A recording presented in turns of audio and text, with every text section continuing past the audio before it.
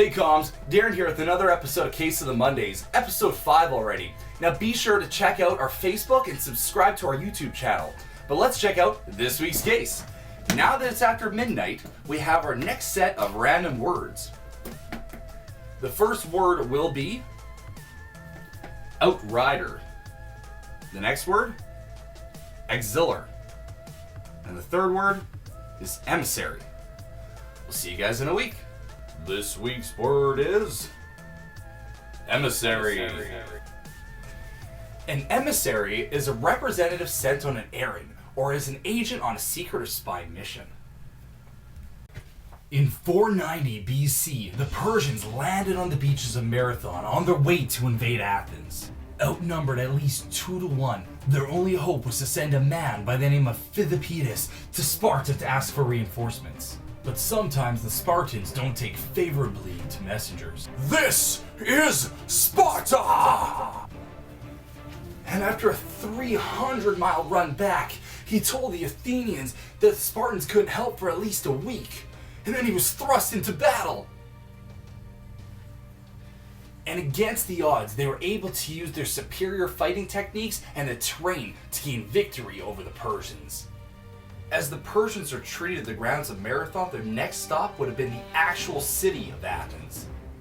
If the Persian ships had beaten the army back, the city fathers would have thought their army had lost, and they would have surrendered the city and its resources.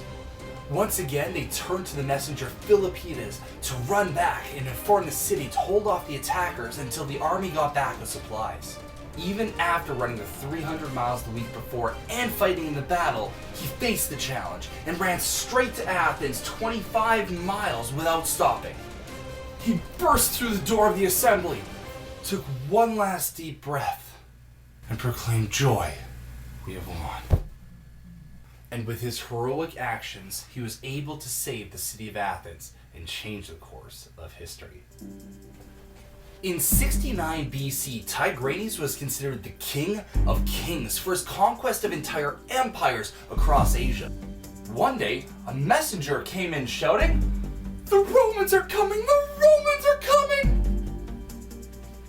The king was so displeased to hear this information that he had him beheaded.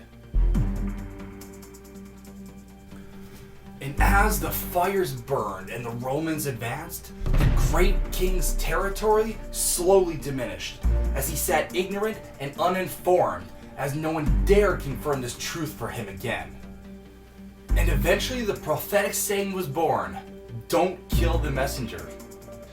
Did you know that in the Middle Ages, people who were caught passing sensitive information to the enemy were often tied and bound and catapulted over or into the enemy castles to send a message?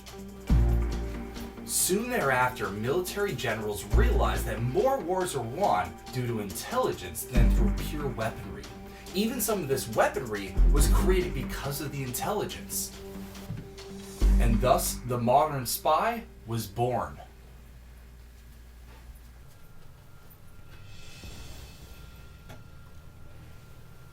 As technologies grew, so did ways and means for spies to infiltrate their enemies.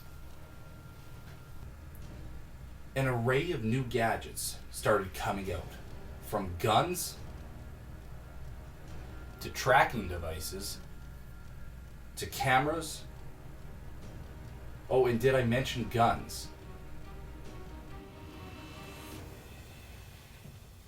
In 1945, after World War II, the Soviets gave the US ambassador to Russia a gift as a gesture of friendship. The wooden seal decorated his office for 8 years, until one day, during a random sound check. And then a bugging device was found. I guess all's fair in love and war. Sometimes the two go hand in hand. In the early 1900s, Mata Hari was a beautiful dancer, and she used her eloquence to gain the hearts of military and political men. After gaining these men's trust, she directly or indirectly learned sensitive information about the upcoming World War, and in 1917, she was found passing this information on to the Germans.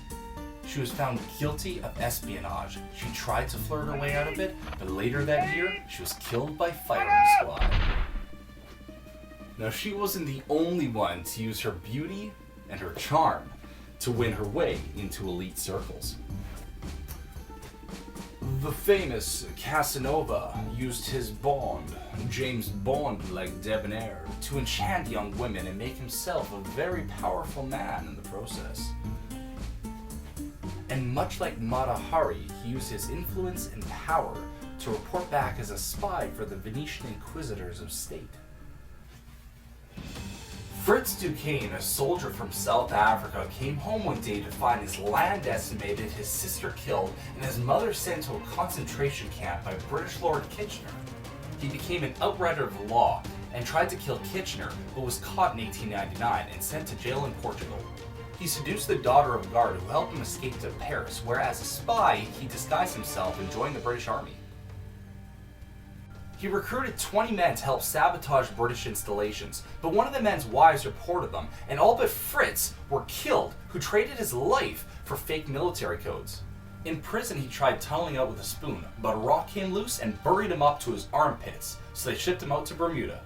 He escaped to Morocco before heading to New York, where he became the shooting instructor for Teddy Roosevelt.